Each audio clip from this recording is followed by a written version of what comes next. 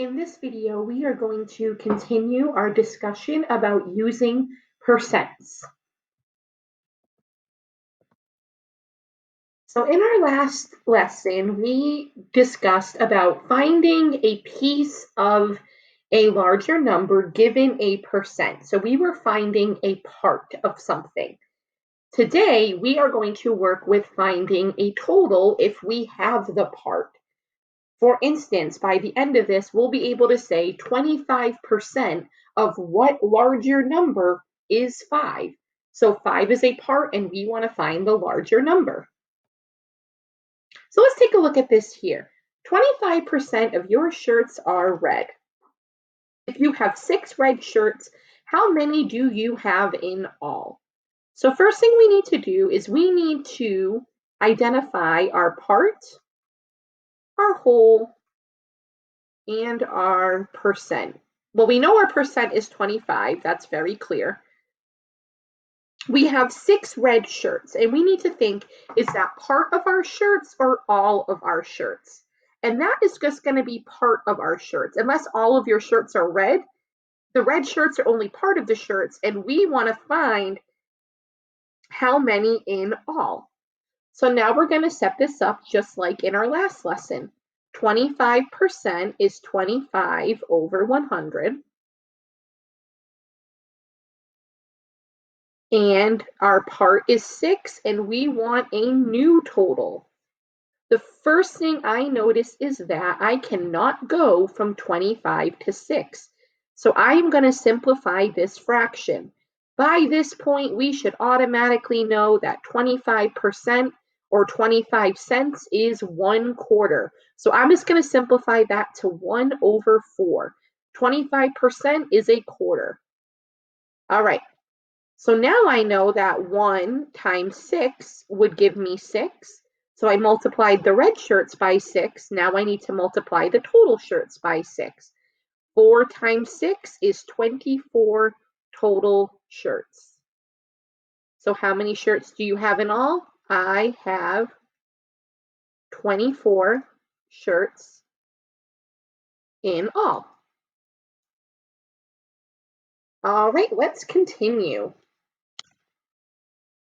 You scored a 68% on a test. If you got 34 questions correct, how many questions were there on the test? So, first thing we're going to do is we're going to identify our part, our whole, and our percent. I know very clearly my percent is 68. 34 questions correct. That's only going to be the parts because those are just the questions we got correct. Those are just some of the questions. We are looking for the total number of questions on the test. So we're looking for the whole. So we have here 68 over 100. That's our percent. Our part is 34. And we're looking for the whole. So now I need to figure out, can I go from 68 to 34? And in fact, I can. I can divide by 2. 68 divided by 2 is 34. Now 100 divided by 2, because remember, whenever I do the one, I have to do the other, is going to be 50. So how many questions were on the test? 50 questions on the test. Again, my part was the 34 correct questions. We're looking for the total questions or the whole, and my percent was 68. Now, 68 over 100, we want to go from 68 questions to correct to 34 correct. So divide the correct questions by 2, and then divide the total questions by 2 to get 50 questions on the test. All right, let's keep going. 32 is 60% of what number? So I want to identify my part, my whole, and my percent. I know my percent is 60. 32 is 60% of what number? So I have 32, and that is a smaller piece of a bigger number. So in this case, 32 is going to be my part. We don't know what the bigger number is. We just know that it's 60% of a bigger number. So we are looking for the whole. 60 over 100 is going to be 32 over question mark. So I know that 60 over 100, I can divide these both by 20 to simplify. 60 divided by 20 is 3. 100 divided by 20 is 5. Oh, sorry, this should say 33, not 32. Okay. So now 60% or 3 over 5 is going to be equal to 33 over question mark. We don't know what the total is yet. Now to go from 3 to 33, I would multiply by 11.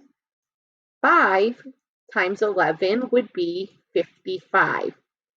So 33 is 60% of 55. Again, 33 we know is a bigger piece of, a smaller piece of a bigger number. So we set up our percent, 60 over 100, simplified to 3/5. We want to go from 3 to 33 because 33 is our part, times 11, and then 5 times 11 gives us the 55. All right, last sample. 45% of a class are boys. If there are 18 boys, how many students are in the class? So we know our percent is 45 over 100. The 18 boys, that is only part of the class. That is just the boys. And we're looking for the total number of students. So we know we have 18 boys and we want to know the total. I know I cannot go from 45 to 18, but what I do know is that I can simplify this. 45 divided by 5 is 9. 100 divided by 5 is 20. So 45 over 100 is the same as 9 over 20. Now I can use this to go from 9 to 18 by multiplying by 2. 20 multiplied by 2 is going to be 40. So how many students are in the class? 40 students in the class.